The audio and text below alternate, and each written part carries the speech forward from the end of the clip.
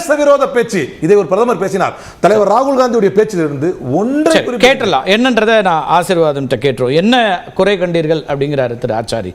அவர் என்ன தேச விரோத கருத்தை என்ன சொல்லிட்டாரு திரு ராகுல் காந்தின்னு கேட்கிறார். வணக்கம் கார்த்திகை செல்வன். ஆக்சுவலா நான் கேட்க வேண்டிய கேள்விகளை நீங்களே ஆல்ரெடி கேட்டுட்டீங்க. அவருக்கு அதுக்கு பதில் சொல்லும் போது பூசி மொழிகிட்டு இருந்தாரு. இருந்தாலும் அதை நான் தெளிவுபட விரும்புகிறேன். ஒண்ணு நீங்க கேட்டது சீக்கியர்கள் பத்தி. அதுல நண்பர் ஒரு வார்த்தையை யூஸ் பண்ணாரு, ஆர்கெஸ்ட்ரேட்டட் ரயட் அப்படின்ற வார்த்தை. அதாவது அந்த 1984 1984 இந்திரா காந்தி அவர்கள் இறந்ததுக்கு பிறகு டெல்லி மற்றும் டெல்லியை சுற்றி இருந்த பகுதிகளில் பெரிய கலவரம் நடந்துச்சு. 3000 பேருக்கு மேல இறந்தார்கள். அதை நம்ம நண்பர் சொல்றாரு, இது ஆர்கெஸ்ட்ரேட்டட் ரைட் கிடையாது, இது திடீர்னு நடந்தது அப்படின்னு. நண்பருக்கு ஒரு தெளிவு நான் சொல்ல விரும்புகிறேன். இவங்களுடைய காங்கிரஸ் கட்சியோட தலைவர் தான் HKL பகத் அப்படின்னு. அப்ப அவர் டெல்லி பிரதேசோடைய காங்கிரஸ் கமிட்டியோட தலைவரா இருந்தாரு. அதே மாதிரி இப்ப ஜெகதீஷ் டைட்லர் அப்படின்ற ஒரு தலைவரும் HKL பகத் இறக்குறது வர வாரம் வாரம் கோர்ட்ல ஆஜராகிட்டு இருந்தாரு. இடையில ஜெகதீஷ் டைட்லர் பெரிய பெரிய வக்கீல்கள் எல்லாம் வச்சு அவர் இந்த கேஸ்ல இருந்து எப்படியாவது வெளியில வந்துடலாம் அப்படின்னு இருக்கும்பொழுது போன வாரம் கோர்ட் தெளிவா சொல்லிருச்சு, இது ஆர்கெஸ்ட்ரேட்டட் ரைட் இல்ல, தெளிவா ஒரு குறிப்பிட்ட சமுதாயத்தை சேர்ந்தவர்கள் அங்கு இருக்கிறார்கள் என்று தெரிந்து ஜெகதீஷ் டைட்லர் அங்க போய் அங்க உள்ள பெண்ணை அதுவும் சீக்கிய பெண்ணை அவர் கொலை செய்தார் அப்படின்னு. ஆக மொத்தம் நண்பர் இது ஆர்கெஸ்ட்ரேட்டட் ரைட். அவர் என்ன அடிப்படை கேள்வி என்ன வைக்கிறார்னா, ராகுல் காந்தி அவர்கள் தேசத்திற்கு விரோதமா என்ன கருத்தை அமெரிக்கால சொல்லிட்டாரு, அதை சொல்லுங்கன்னு கேட்கிறார். அதான் அவரோட நண்பரே அவரோட வாயிலிருந்து ஆரம்பிச்சாரு பார்த்தீங்களா, அந்த இலான் ஒமர் அப்படின்ற அந்த ஊரோட பார்லிமெண்ட். பல பேர் வர்றாங்க, சந்திக்கிறாங்க, அதுல ஒரு ஆளா இருக்கலாம், அதை எப்படி தவிர்க்க முடியும் பொது வெளியிலன்றாரு. அதாவது கார்த்திகை செல்வன், அந்த ப்ரோக்ராம் இவங்களுடைய இந்தியன் ஓவர்சீஸ் காங்கிரஸ் என்ற அமைப்பை சேர்ந்த ஒரு க்ளோஸ்டு டோர் மீட்டிங். அந்த க்ளோஸ் டோர் மீட்டிங்குள்ளார போறவன் வரவெல்லாம் உள்ளார நுழைய முடியாது. அதை எதிர்த்து தான் இவர் அந்த அம்மையார் சந்திச்சார் இல்லைங்களா. அதை எதிர்த்து அந்த காங்கிரஸ் கட்சியில அந்த இந்தியன் ஓவர்சீஸ் காங்கிரஸ் உடைய செக்ரட்டரி இன்னைக்கு காலையில ரிசைன் பண்ணிட்டாரு. ஏன் ரிசைன் பண்ணிருக்காருன்னா, இந்த அமைப்பு அதுல அதுக்கு தலைவரா சாம் பிட்ரோடா அப்படின்னு இருக்காரு, அதுக்கு செக்ரட்டரியா ஒருத்தர் இருக்காரு. அவர் என்ன சொல்லியிருக்காருன்னா, வீரேந்திர வசிஷ்டர் அவருடைய பேரு. இந்த கூட்டத்துல நாங்கள் எப்படி இதை ஸ்ட்ரக்சர்டா நாங்க அமைச்சோமோ, ஆனாலும் ராகுல் காந்தி அவரு சில பேர் அவருடைய இன்சிஸ்டன்ஸ்ல ஒரு சில பேரை உள்ளார விட்டாரு. அதுல குறிப்பா இந்த அம்மையாரோட பேரையும் சொல்லி விட்டார். இந்த அம்மையார் யாரு அதை நம்ம புரிஞ்சுக்கணும். இப்போ இந்த அம்மையார் அந்த பார்லிமெண்டரியனா இருந்தா யாருக்கு சப்போர்ட் பண்றாங்க? ISIக்கு சப்போர்ட் பண்றாங்க, காலிஸ்தானுக்கு சப்போர்ட் பண்றாங்க. யாரு நம்ம இந்திய நாட்டை பிளவுபடுத்தணும்னு காத்துக்கிட்டு இருக்காங்களோ, அந்நிய மண்ணில் போய் உக்காந்துக்கிட்டு நம்ம நாட்டை புழுதிவாரி தூத்துறது காங்கிரஸ் கட்சி இல்ல சார். அதுக்குதான் ஒரு சீனா உதாரணத்தை பல நாடுகள்ல போய் பிரதமர் மோடி என்ன பேசினாருங்கிறத சுட்டி காட்டுறாரு. அந்நிய மண், இந்த மண், அந்த மண் இல்லை, எல்லா இடத்துலையும் பேசக்கூடிய செய்தி எல்லா இடத்துக்கும் போகும். நீங்க ஒரு செய்தி சொல்றீங்க, இடஒதுக்கீட்டை ரத்து செய்வதாக அவர் சொன்னார். எங்க சொன்னார்? அதாவது கார்த்திகை செல்வன், நாங்க திரு நரேந்திர மோடி அவர்கள் பேசினாருன்னு சொல்றீங்க இல்லைங்களா. அவர் பேசுறது டெவலப்மெண்ட் பத்தி, வளர்ச்சியை பத்தி.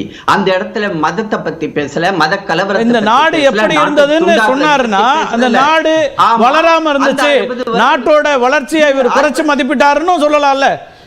வெளிநாட்டுல போய் ஏன் இந்தியாவை பத்தி அப்புறம் பேசணும்?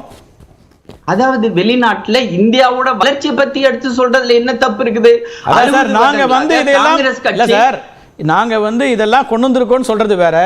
இந்திய நாட்டில் இருந்த மக்கள் எல்லாம் வேதனைப்பட்டார்கள், கவலைப்பட்டார்கள், இங்க எப்படி பிறந்து அந்த மாதிரி பேசுறது வேற இல்ல. அப்ப இந்தியாவை விட்டு கொடுத்து பேசுறது ஆயிடும். உண்மைதானே? இதுல இந்தியாவை விட்டு கொடுக்கறது விட்டு கொடுக்காம இருக்கிறத பத்தியே கிடையாது. வளர்ச்சி என்ன விகிதத்துல இருந்துச்சு 60 வருடம். அதே விதமா தான் ராகுல் காந்தி இந்தியாவில தற்போதைய சூழல்னு ஒரு எதிர்க்கட்சி தலைவரா சில கருத்துக்களை முன்வைக்கிறார். இந்திய நாட்டில் இருக்கிற சூழல் என்ன பேசுறீங்கன்னு நீங்க கார்த்திகை செல்வன், நீங்க புரிஞ்சுதான் பேசுறீங்களா புரியாம பேசுறீங்களான்றது என்னன்னு நீங்க புரியல. உட்கார்ந்து இல்ல இல்ல நீங்க அதான் நீங்க நானே உங்ககிட்ட ஒரு சிம்பிள் கேள்வி கேட்டேன்.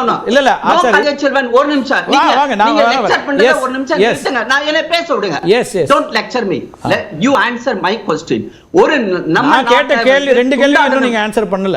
சொல்லுங்க ஒரு நிமிஷம் நான் சொல்லுங்க விடுங்களே. நீங்க பேசதா விடுங்களே. நீங்க வந்து தொடர்ந்து கேள்வி கேட்டிருக்கீங்க. ஆனா அத புரிஞ்சு கேக்குறீங்களா புரியாம கேக்குறீங்களா என்னோட கேள்வி. நம்ம நாட்டை துண்டாடக்கூடிய ஒரு காலிஸ்தான் தீவிரவாதிகள், ISI தீவிரவாதிகள், அவங்களுக்கு சப்போர்ட் பண்ணக்கூடியவங்களை பக்கத்துல வச்சுக்கிட்டு ராகுல் காந்தி பேசுவாரா? அது பேசுறத வந்து மோடி வந்து வளர்ச்சி பத்தி பேசுறத ஈக்குவலைஸ் பண்ணி பேசுறீங்களே, என்ன நியாயம் இது? இது அப்படி பேச முடியாதுன்றீங்க. நான் வரேன். சரி, இப்ப நான் இந்த கேள்வி என்ன கேட்கிறேன்னா, அது புகாரி பதில் சொல்லுவாரு. ரிசர்வேஷனை எதிர்த்து ராகுல் காந்தி எங்கே பேசினார் சொல்லுங்க. நீங்க வந்து எல்லா காந்தி எங்க பேசினார்? ராகுல் காந்தி என்ன சொல்றாருன்னா, நாங்கள் ஆட்சிக்கு வந்தோம்னா ரிசர்வேஷனை வந்து நாங்கள் ஒரு பீரியட்ல நிறுத்த வேண்டிய ஒரு சூழ்நிலை வரும் அப்படின்னு எங்க சொல்லிருக்காரு? நாங்க ஏற்கனவே நீங்க இன்டர்பிரேஷனா நீங்க எதையாவது மாத்த கூடாது சார். இல்ல அப்படினா ஸ்டேட்மென்ட் படிக்கிறேன் நான். இன்னைக்கு காலையில மறுப்பு ஏன் சார் தெரிவிச்சாரு? ஸ்டேட்மென்ட் நான் பாருங்க சார், நான் ஸ்டேட்மென்ட் படிக்கிறேன். அந்த ஸ்டேட்மென்ட் நீங்க புரிஞ்சுட்டு எது சரி நீங்க சொல்லுங்க. அவர் சொன்னது, அவர்கிட்ட கேள்வி கேட்கிறாங்க. During his interaction with students of Georgetown University in the US கேள்வி கேட்கப்படுது. அப்போ வந்து என்ன கேட்குறாங்கன்னா, responding to a question on reservation on how long it would continueங்கிற கேள்வி. அதுக்கு அவர் சொல்றாரு, we will think of scrapping reservation when India is a fair place and India is not a fair place அப்படிங்கிறத இப்போ சொல்றாரு. இப்போ இந்தியா ஃபேர் பிளேஸா இல்லைங்கிறாரு. When you look at the financial numbers, tribals get 10 paise out of 100 rupees, Dalits get 5 rupees out of 100 rupees, and OBCs get a similar number. The fact of the matter is that they are not getting participation சொல்லிட்டு அதுக்கப்புறம் தான் சொல்றாரு, இந்த ரிசர்வேஷன்ங்கிறது தேவையா இருக்கு, OBC Dalits ஆதிவாசிஸ்க்கெல்லாம் எதுவும் கிடைக்கல, அதனால not having proper representation in the country, in the elephant in the room அப்படிங்கிறதையும் சொல்லிட்டு சொல்றாரு. அதனால இது தொடர வேண்டி இருக்குங்கிறாரு. இதை நீங்க உடனே அவர் ஸ்கிராப் பண்ணணும்னு சொன்னாருன்னு சொல்றது எப்படி நியாயமா இருக்க முடியும்? அதாவது இந்த இஷ்யூ இருக்கு இல்லைங்களா, OBC issue, schedule cost issue, schedule try issue. நான் உங்க கூட வந்து திரு பாலச்சந்திரன் இருக்காரு, அவரை மாதிரி வேற அத்தாரிட்டி யாருமே கிடையாது ஓபிசி ரிசர்வேஷனுக்கு. அந்த ஓபிசி ரிசர்வேஷனை இம்ப்ளிமெண்ட் பண்றக்கூடிய ஃபைல்ல கையெழுத்து போட்டவரே அவர் பாலச்சந்திரன் தான். அவர்கிட்ட நீங்க ஒரு தடவை கேட்டு பாருங்க என்ன நிலைமையில வந்து இன்னைக்கு இருக்குது. இன்னைக்கு வந்து ஓபிசி அதிகாரிகள்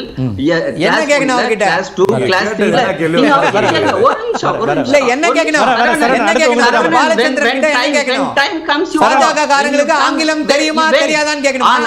கேட்டா அவர் தெரியாதுன்னு சொல்லுவாரு. இன்னைக்கு ஓகே சொல்லுங்க Saravanan, why you are jumping?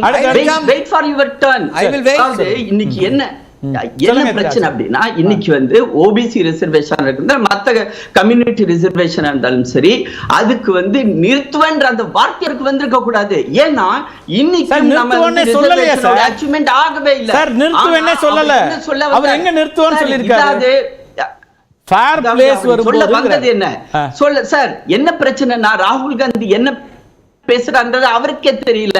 அதுதான் பிரச்சனை. அவரோட உங்களுக்கு அவரோட ஸ்டேட்மென்ட்ட படிச்சு அத பண்ணிட்டு அதுக்கு அப்புறமேட்டு மாத்தி பேசுறாரு. ஸ்டேட்மென்ட் போகாதீங்க, அந்த வீடியோ பாருங்க, அந்த வீடியோ போய் பாருங்க, அந்த வீடியோவோட பாடி லாங்குவேஜ் பாருங்க, வீடியோட டிரான்ஸ்கிரிப்ட் தான் சார் நான் சொல்றேன். பயன்படுத்தினாரு. நீங்க வீடியோ பாருங்க சார், உங்களுக்கு இங்கிலீஷ் தெரியுமா தெரியாதா? சரி ரைட், அது தமிழ்நாட்டுல யாருக்குமே இங்கிலீஷ் தெரியாது ஆச்சாரி.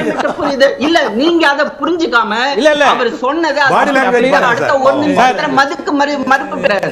அதுதான் பிரச்சனை. என்னோட ஆங்கிலத்தை நீங்க ஜட்ஜ் பண்ணலாம், நீங்க பொது வழியில இருக்கீங்க, ஒரு பொறுப்புல இருக்கீங்க, பெரிய அரசாங்க பொறுப்புல இருக்கீங்க, இருக்கலாம்.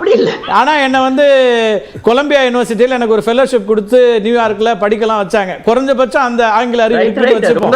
அதனால அதெல்லாம் பிரச்சனை இல்ல. இப்ப நான் உங்கள்ட்ட தான் விளக்கம் கேட்டேன். அவர் பேசுனதை நான் உங்களுக்கு படிச்சு காமிச்சு விளக்கம் என்னன்னு நீங்க சொல்லுங்க. அப்படி அவர் என்ன பேசிருக்காரு படிச்சு காக்குறீங்க. நீங்க பாடி லாங்குவேஜ் அவர் பேசினதோடைய வீடியோ நீங்க ஒரு தடவை போட்டு பாருங்க. எந்த இடத்துல பேசிட்டு அதை எப்ப வந்து அவர் திருச்சி பேசுறாரு, within 1 minute he understood அவர் தப்பான பிரயோகம் யூஸ் பண்றாருன்றதுனால திரும்பி அந்த இடத்துல பேசினாரு. அதுக்கப்புறம் இன்னைக்கு காலையில அதுக்கு வந்து விளக்கமும் கொடுத்திருக்காரு, அத மருத்துவம் சொல்லிருக்காரு. அந்த வீடியோவை நீங்க ஒரு தடவை போட்டு பாருங்க. சரி பேசலாம். நம்ம அந்த வீடியோல டிரான்ஸ்கிரிப்ட் தான் நான் உங்களுக்கு சொன்னேன். நீங்க அதுல இன்னும் சாட்டிஸ்ஃபை ஆகல, நடுவில் இடைப்பட்ட நேரத்தில் கூட நீங்க அதை பார்த்துருங்க, ஒரு தடவை நம்ம பேசலாம். சரவணன், ஒரு வெளிநாட்டுக்கு போகும்போதெல்லாம் எப்பவுமே இந்தியாவை பத்தி இப்படி ஒரு ப்ரொஜெக்ஷன் கொடுக்கறது சரியா? அது எதிர்க்கட்சி தலைவராக ஆயிட்டார் இன்னைக்கு அப்படிங்கிற கேள்வி தான் இவங்க பிஜேபியில் முன்வைக்கிறாங்க. Modi is not India, India is not Modi. பாஜகவையோ மோடியையோ விமர்சித்தால் அது இந்தியாவை விமர்சித்ததாக ஆகாது. இப்போ என்ன அப்படின்னா பாஜகக்காரர்களுக்கு ராகுல் மேனியா பிடித்திருக்கிறது. பார்த்தீங்கன்னா அங்கே பொறுப்பில் இருக்கவங்களே வந்து ராகுல் காந்தியை வந்து தகாத வார்த்தைகளால் வந்து ட்விட்டரில் திட்டிகிட்டு இருக்கிறாங்க. அவ்வளோ ஒரு கிளி பிடித்திருக்கிறது பாஜகவினருக்கு. ஏன்னா ராகுல் காந்தியோடைய அந்த குரல் ஆம்பிளிஃபை ஆகிட்டுருக்கு. சரி, இங்கிலீஷில் பேசலாமா தமிழில் பேசலாமா சார்? தமிழ் ஊடகம் தான் பேசுங்க. ஓகே, இல்லை ஹிந்தி தெரிஞ்சா ஹிந்திலையும் பேசலாம்.